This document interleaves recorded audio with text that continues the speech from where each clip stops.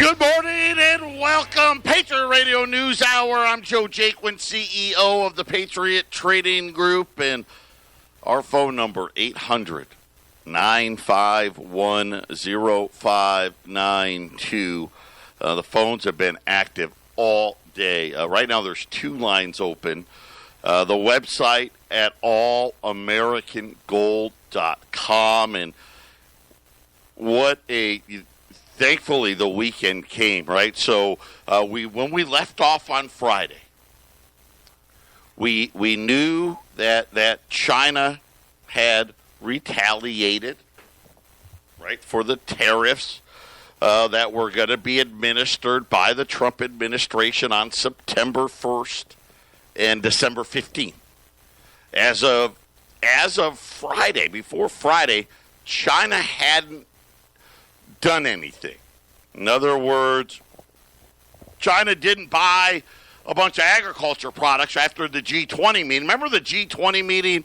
I think that was in July, right? And President was like, "Hey, we're gonna put a pause on everything, and China's gonna buy agriculture products, and we're gonna keep talking." Of course, I'm telling you, China's got no problem talking.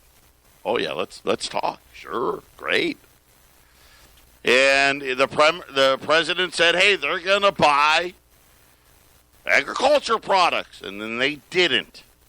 And when they didn't, the president announced these new tariffs. Now, remember, all of them were supposed to be September 1st, and then he got nervous.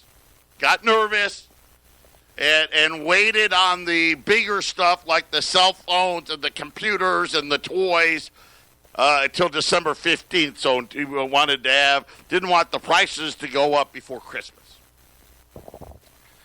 China had yet to respond, because how this game has worked is we announce a tariff, and before those tariffs take effect, and we always give a date, right? Hey, they're going to start on September 1st, or they're going to start December 15th, and it allows a little time for companies to do whatever they need to do. So China finally responded.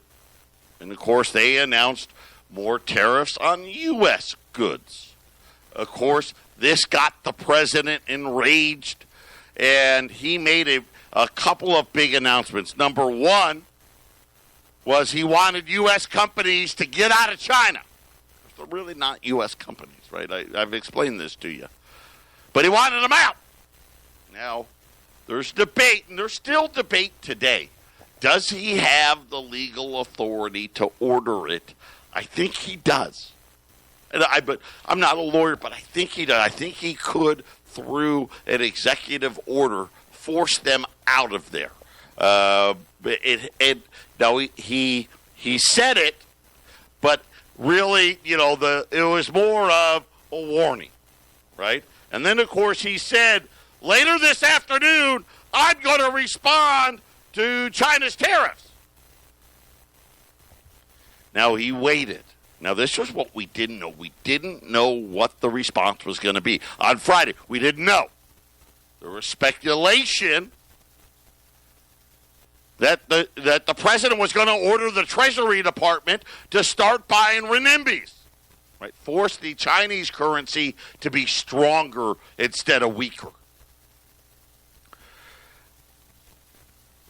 That hasn't happened yet. And I say yet because I think it will. Instead, after the markets closed, so the president waited, gold closed, Wall Street closed, everything was closed for the weekend, and then he made an announcement saying that he was increasing the amounts of the tariffs. The first $250 billion, that's at 25%, he said is going to go to 30 on October 1st. Then he said the 10% tariffs that were going into effect on September 1st are now going to be 15%. And then as the weekend played out, there's a lot of weird things that happened. The G7 was meeting I don't know where. I think it was in Europe. I'm not sure. Doesn't matter. The G7 was meeting, and the president at one point was quoted as saying, "Yes, I have regrets. I always second guess myself and this and that about the China thing." And then the White House immediately said, "Yeah, the only regret he had was not making the percentage of the tariff even higher." Now, I don't know, not sure. Late yesterday, futures were down 300. Gold was all the way up to 1550. And then all of a sudden we started to hear different things out of the administration. And the one thing that the big thing was the president saying, "Hey, we're going to have meetings, right? We're going to talk some more." Right? Again, this is the same old playbook. But here's what was a little interesting this morning. The president said that China had called us. And they want to talk and they want to have a deal. And that fixed right? The 300-point decline was now a 300-point advance, right? The gold's up $2-3, It's still up, but not as big as it was. Now the Chinese are saying, "We didn't call you. What are you talking about?" I'll explain it all when we get back.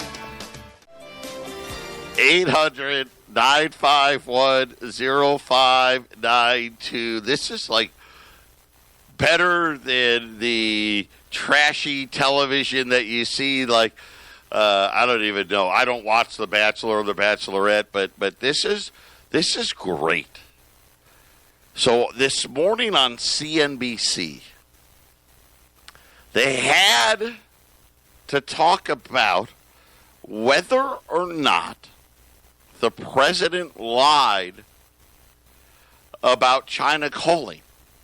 And this is a big deal. Because I'm going to tell you right now, I already know the answer. China didn't call. China didn't call. But the Dow was going to open down big again today. And so the president, I'll just read it to you. I'll give you what the president said, what the Chinese said, and then what Steve Mnuchin said. And then we can all decide together. And again, why does this matter? And the answer really is, it does and doesn't. Here's what really matters. What's going to happen?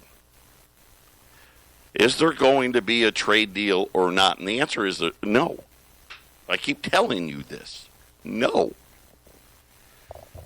The glimmer of hope today is kind of a fallacy, but let's go through it. Some are now calling this the hallucination phase of the trade war. The president made it clear Sunday night that he was staring at a plunging U.S. equity futures. And again, now, right, this was going to be breaking down past the, we got to 25.6, and this was going to break that low. We're getting ready to head lower. Okay, so now he's at the G7 meeting,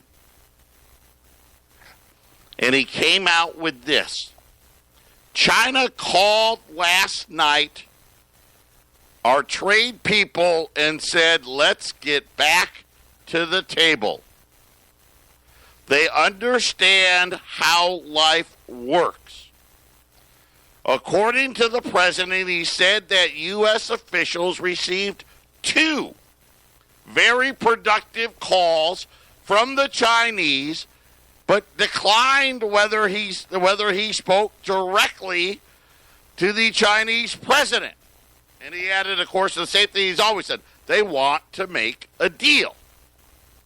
Now that was what kind of saved Wall Street from opening down significantly lower today.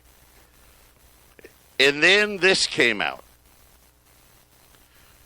Hu Jin, and I doubt I pronounced that right.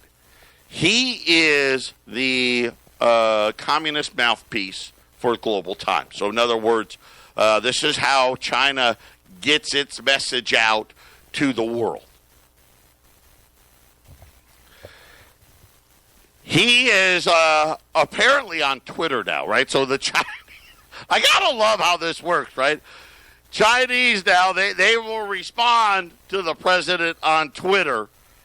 And he said, he came out and said, here's what he just said. China will take further countermeasures in response to U.S. tariffs.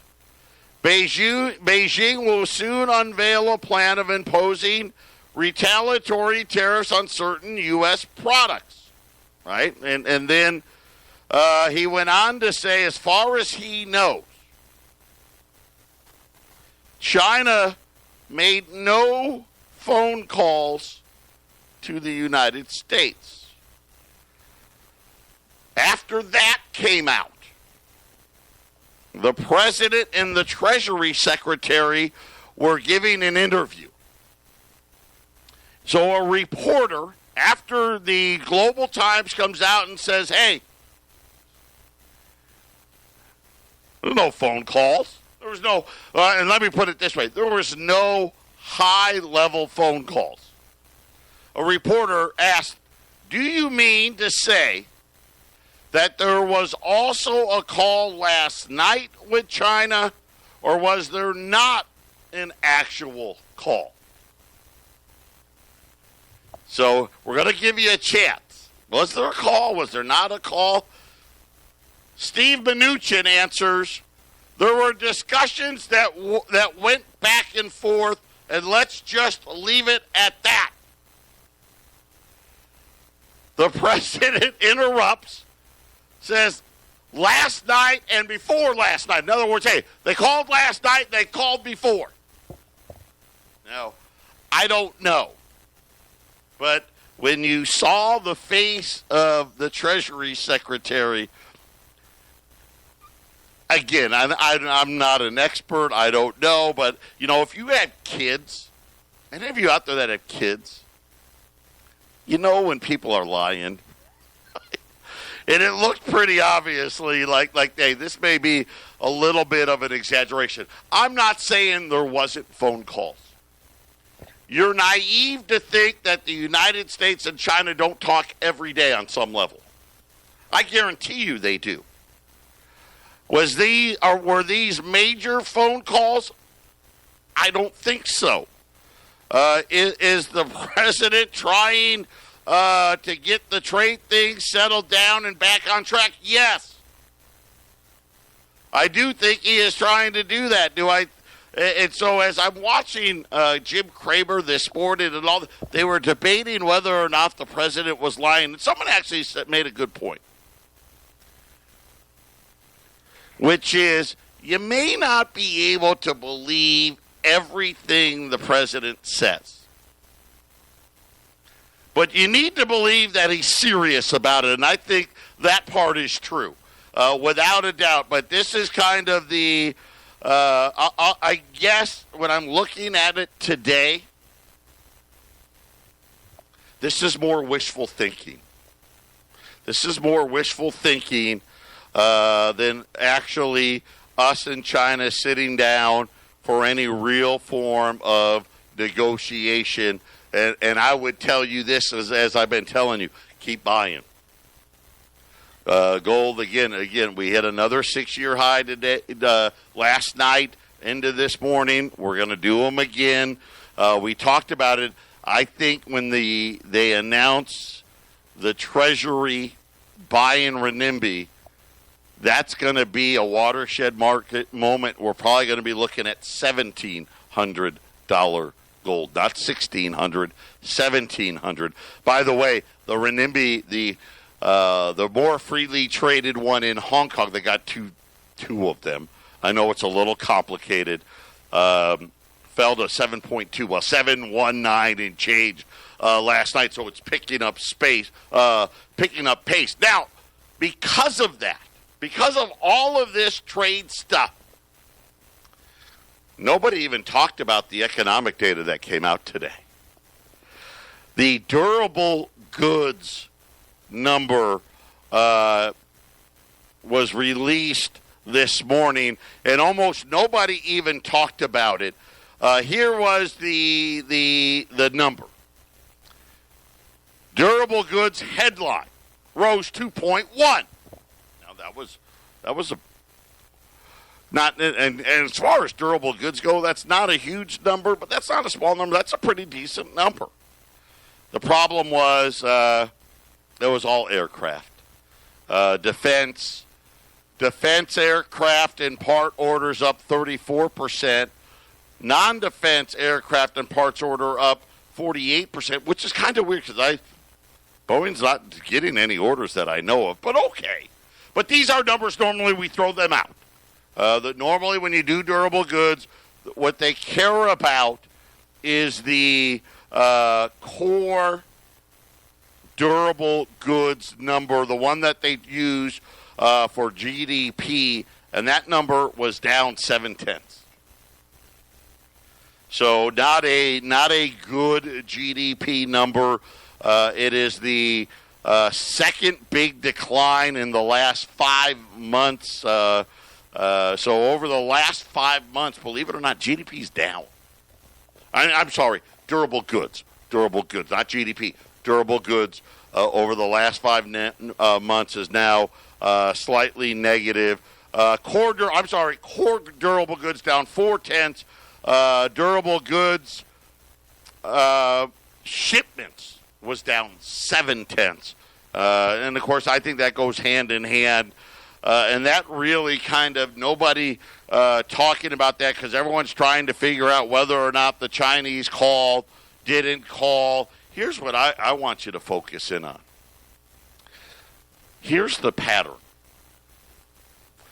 We do something, China eventually responds. They don't respond right away, but they always respond before the day of that the tariffs are supposed to start, right? Because remember what I said earlier, right? The president comes out and says, we're going to do this, and he puts a date on it. China won't respond immediately, but before that date comes, they respond. Then usually what happens is the president will be upset, will make some threats, they'll agree to have some talks, right? Well, they'll have some talks. There will be a cooling off period of 2, 3, 4 weeks, and then the president will follow through on the threat, whatever that threat may have been. And then, of course, China will wait. And then before the deadline, China will respond. The president will once again say, okay, you're not leaving me any choice here. Here's what I'm going to do next. Right? And then Wall Street freaks out. And every time that happens, Wall Street freaks out. Then the president will say something nice. Right? Like he did here this way. Hey, they called. I didn't say who called. Didn't say that he talked to him. Mnuchin didn't say he talked to anybody. Lighthizer didn't say he talked to anybody. I'm not sure who called. It could have been a butt dial for all I know. Right? We don't know. Somebody called. And everybody will be appeased. I am sure there will be some kind of discussion. The problem is September 1st this weekend. So the first round kicks in. Now, I haven't heard or seen a delay on that whatsoever. And I really don't think we're going to get anything done there. And then October 1st, this new extra 5% supposed to kick in. So we'll see. But that's kind of where I'm at on this. I don't know. Do I think there was a call? Yes and no. Yes, I think somebody called. Was it a high-level call? I doubt it, but I don't know. It could have been. Could have been. But neither here nor there. I think this is the same pattern that we've been in now, which is, hey, we're going to try to talk some more. China's more than willing to talk. I mean, I'm telling you, they would love to talk all the way through the election. I think China would love it if they said, hey, you know what, we're gonna follow through on all the stuff we just committed to, right? Right, we're going to follow through on that stuff. September 1st, October 1st, December 15th, everybody follows through. China does what they do, we do what they do. If we would have just stopped there, I think China would just sit and wait. I don't know if we can afford to do that either. Kind of damned if you do, damned if you don't. Patriot Radio News Hour, halftime on a Monday. This is the Phyllis Schlafly Report, a daily broadcast from Phyllis Schlafly Eagles, a national volunteer organization founded by Phyllis Schlafly and continuing to uphold her legacy by opposing radical feminism and representing a traditional conservative perspective in our nation's capital. Now, the president of Phyllis Schlafly Eagles, Ed Martin. Daniel Weldon is just an average 22-year-old American college student. He just so happens to also be the chairman of the Florida Federation of College Republicans. He's an avid Patriot, and he happens to be a 6'2", 230-pound former linebacker for the University of Florida Gators. He decked out in his American flag shirt, Trump pin, and Make America Great Again hat on the 4th of July to celebrate. He said, "My girlfriend had warned me earlier that night that someone would attack me for wearing my MAGA hat to a college bar." Sure enough, Weldon was later surrounded in a restaurant by a gang of 7 liberals, mostly young women. They berated him for his attire, and things quickly turned nasty. One of the women grabbed his hat, while another ripped off his Trump pin and threw it away. They began to yell at him and push and throw punches. During this episode, he remained calm and didn't lift a finger in return. The men in the liberal group convinced their cohorts to finally move along. When Daniel filed a police report about this incident, the police reported that this is unfortunately not an isolated incident in Gainesville, Florida. It's also not uncommon nationwide. Daniel Weldon is in the recent company of teenagers in a Texas burger joint and an elderly man in a California Starbucks. All of these individuals have recently been violently berated and attacked for just wearing a red ball cap and minding their own business. Casual news watchers won't hear these stories. They don't understand the widespread hatred that liberals put on display in so many situations where individuals even passively express their free speech. It's up to us to remind the majority of Americans that despite what fake news tells them, the supposedly tolerant party and political ideology isn't really tolerant at all. They are violently opposed to any beliefs that disagree with their own. We are simply not allowed to have a different opinion, according to them. Daniel Weldon encourages all Americans and his fellow patriots with these words: never back down. When conservatives back down, the left wins. This has been the Phyllis Schlafly Report with Ed Martin, president of Phyllis Schlafly Eagles. For 50 years, Mrs. Schlafly promoted grassroots efforts to rally conservatives. Today, you can harness the power of social media by going to phyllisschlafly.com and sharing these commentaries with friends across the country. Get started at phyllisschlafly.com. Thanks for listening, and join us again for the Phyllis Schlafly Report. 800-951-0592. Big day here, a really good day for silver. You know, gold's at $15.30. Silver's up another 25 cents, $17.66, and silver starting to catch up here. And we talked about this, that once silver broke 17, get ready, silver's going to start closing that gap on gold. And I've used the analogy a bunch of times, right? Big brother, little brother. Well, little brother fell behind. He's running up here. He's running to catch up to big brother. He's still got a long way to go. We talk about, $1,700 gold. I probably need to put an emphasis on, we're going to see, mid-20 $22, $23, $24 silver at the same time here as we kind of watch all of this play out. And I'm reading headlines here. One of the things you'll hear a lot, the president will say, China sincerely wants a trade deal. Right? You've heard that? And he's right. Of course they do. Yes, that's true. But it's not what it means. Wanting a trade deal and having a trade deal, vastly, vastly different, right? Yes, China wants a trade deal. They absolutely do. They want to go back to, hey, what it was. And remember what I've told you all along. Nobody cared that China was building all our stuff. Our companies didn't care. Our government didn't care. And let's face it, did we really care? I mean, I did. I thought that was idiotic, right? When you are no longer a country that can produce the stuff it consumes, you got problems. And I was more worried always about deficits and wealth. You know, what made America a superpower?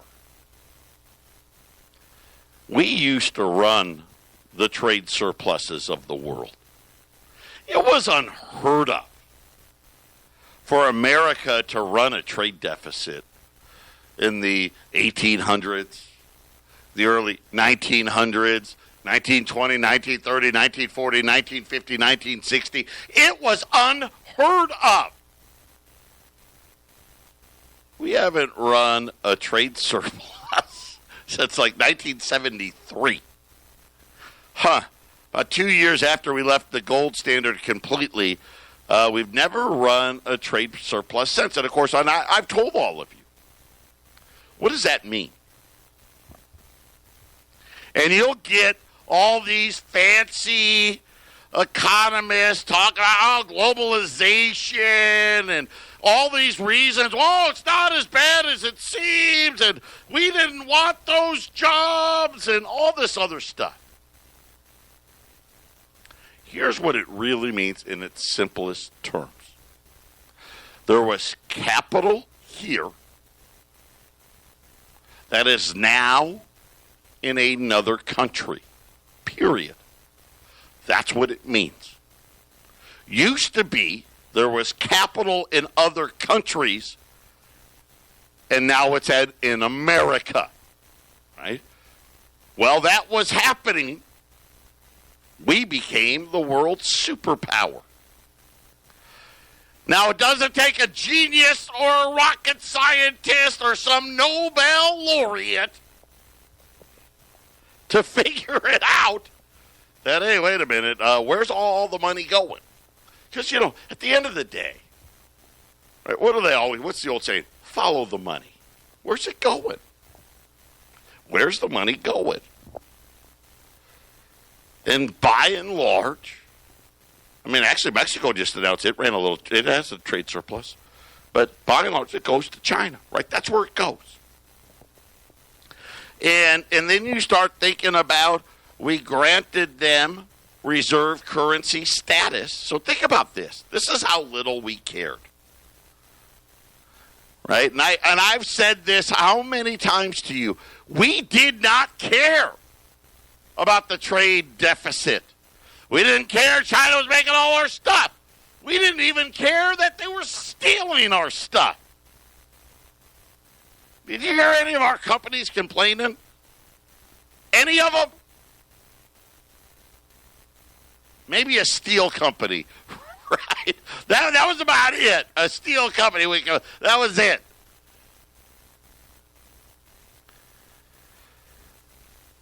And then we granted them reserve currency status. And let's face it, it's still not widely used. 2%, 3%, something like that. But all of a sudden, once China got reserve currency status, it took a little bit, didn't it? Took a couple of years. Of course, then they released that Belt and Road Initiative. right? The new Silk Road. Nobody had ever thought in a million years that any of these countries, now listen, a lot of these countries would love to do the same thing, which is what? China wanted to be the main player, right? Hey, Africa, before you call the United States, you call us. Eastern Europe, before you call the United States, you call us, right? Russia already called them first, right? North Korea called them first. I'm sure Venezuela called them first. Everybody else, there was a pecking order, right? The pecking order went, hey, first we call the U.S., and then maybe after we call the other G7 guys, then we'll get around, we'll call China, and we'll call them later. So China wrote it down. Hey, you're going to call us first. Europe, all of it, not just Eastern Europe, all of Europe, Asia, South Korea, Japan, Malaysia, Australia. You're going to call us first. Right now, Argentina, right? Argentina's going to be calling China first because they're going to make a deal to supply all this food. And that's when all of a sudden we were like, whoa, wait a minute. And again, how naive are our elected officials that it took somebody like Trump to make this a big forefront issue? I mean, here's the problem. The cat's kind of already out of the bag. I don't know if the president can put it back in there or not. Right? Think about it. We just announced we're tariffing everything that comes from China into the United States. Everything. And they still said, Oh, did I butt dial you? Oh, sorry. Don't pin your hopes on a butt dial. Call the Patriot Trading Group. We'll be back right after the break. Now, we've been watching as these central banks continue to buy gold, and a lot of it, right? We're on a pace. Last year was the second highest level ever. This year we're on a pace to shatter the record for most gold purchased by central banks. Somewhere north of 700 metric tons. I mean, it's incredible. And I keep asking, right? At first, I tell you always, be your own central bank. And then I always ask this question, why are they doing it? Right? Because they got options. See, and I wish we could have the same options. Right? Wouldn't it be great if you could decide to have your money in Bitcoin or dollars or euros or renminbi or gold, right? Wouldn't it be great? Now, maybe not, right? There may be too many choices and you put it in the wrong thing, right? Like Bitcoin, right? Bitcoin's been, it can go up $2,000 and down $2,000 in seconds. But competition. And I got the feeling that something's not right. And of course, all of this stuff always happens over the weekend. A digital currency, which we know that's going to be the replacement, right? We know that. Backed by a group of nations is needed to compete with the U.S. dollar, which has reached a level of dominance that poses a barrier to economic growth in much of the world. Said the Russians? Nope. Oh, it must have been the Chinese. No, it wasn't them. Cuba, Venezuela, even if they said it, who would care? According to Bank of England Governor Mark Carney, He said it in a speech to fellow bankers on Friday. Right, here they are, right, and they're having these meetings, and now we're finding out, hey, guess what they're talking about in the meetings that we don't have privy to? Hey, we need a new currency. One that the United States doesn't have the power. Right? See, because here's the thing. Think of it as a fist. Okay? And believe me, I wish I was wrong on this.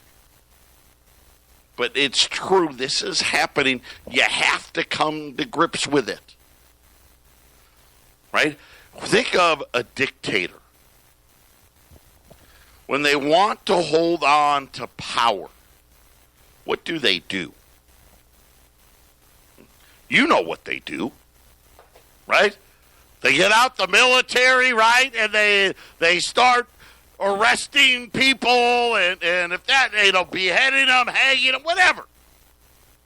See, we do it differently. We like to exert our authority. If we have to, right, we will. We'll bring in the aircraft carriers. We'll bring in the F-16s, right? We'll bring in the troops. But that's a last resort, right? We're more civilized. Said we like to use our power economically, don't we? Right? Look at what we did to Venezuela and Iran and North Korea, and guess what? People are kind of getting sick of it. Kind of doing the, hey, if you live in a glass house, maybe you shouldn't throw stones sort of thing. Right? But we're trying to what? Clinch the fist. And now what we're finding out, as you clinch the fist, all of this, the dissenting is starting to ooze out. And now, I would say, right, of all of our allies, who's our best ally? Right? Who's our best ally? Wouldn't it be England? Right? I mean, Canada doesn't count. I mean, they do. I mean, we like the Canadians. I got a lot of Canadian customers. Nothing against you guys. But, right, England's probably our best ally. And they come out at a meeting, and this wasn't like some politician or somebody trying to make for a name for himself. It's one of their Bank of England governors saying, hey, we need an alternative to the dollar. And the share of the trade invoiced shocks in the U.S. would have less potent spillovers through exchange rates, and trade would become less synchronized across countries. In other words, isn't this a great idea? And it is, right? It really, if you're not in the U.S., this is a great idea. Reducing the influence of the dollar on a global financial cycle would help reduce the volatility of capital flows to emerging market economies and all these other things. And I'm warning you. These debts that they're trying to ignore, they're coming like a tidal wave, like an avalanche. On top of, at the same time, we're in the biggest fight we've ever had since we became the superpower with the Chinese right now. It's like a two-headed monster. Be your own central bank. Put your gold away. And then let's hope we don't have to use it. Final segment coming up.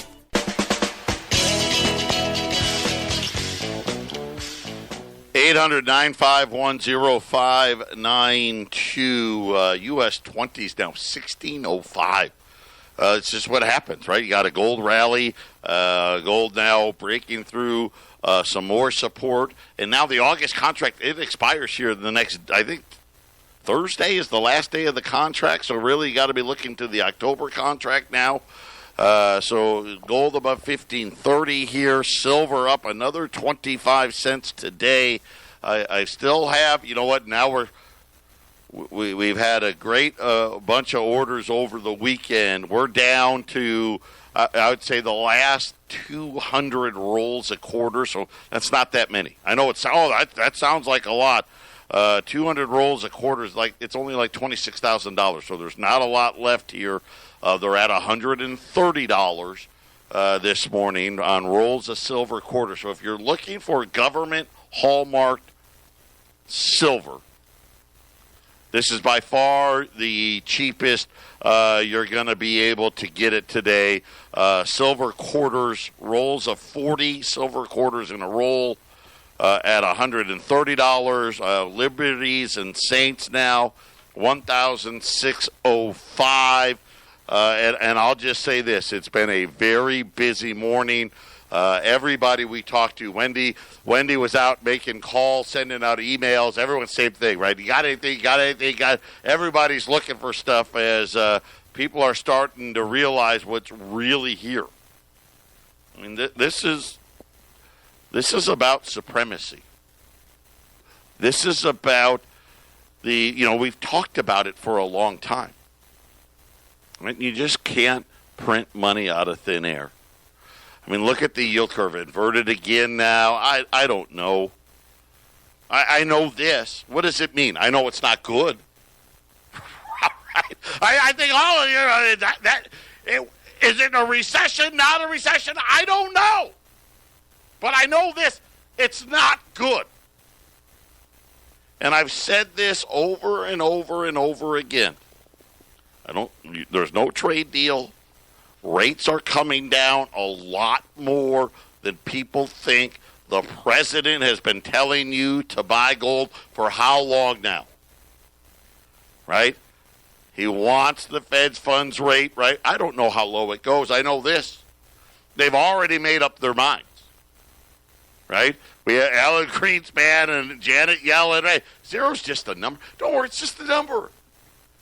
I mean, you can have -1, -2, -5, right? And we're talking about, was there or wasn't there a phone call? Come on. Right? Listen, how many phone calls have we made in the last 2 years? How many more phone calls can we possibly have, if we've even had them? And I guess at the end of the day, think about what the president talked about that he hasn't done yet. That's what you should be preparing for. He hasn't officially ordered companies out of China yet. And he hasn't officially ordered the Treasury to start buying renminbi yet. Now, if you're going by the pattern, right, if we're going by the pattern, those should be the next things we see the next time the trade talks break down. Hopefully, before that's happened, you've already beefed up your portfolio. 800-951-0592. Patriot Radio News Hour. We'll see who calls tomorrow.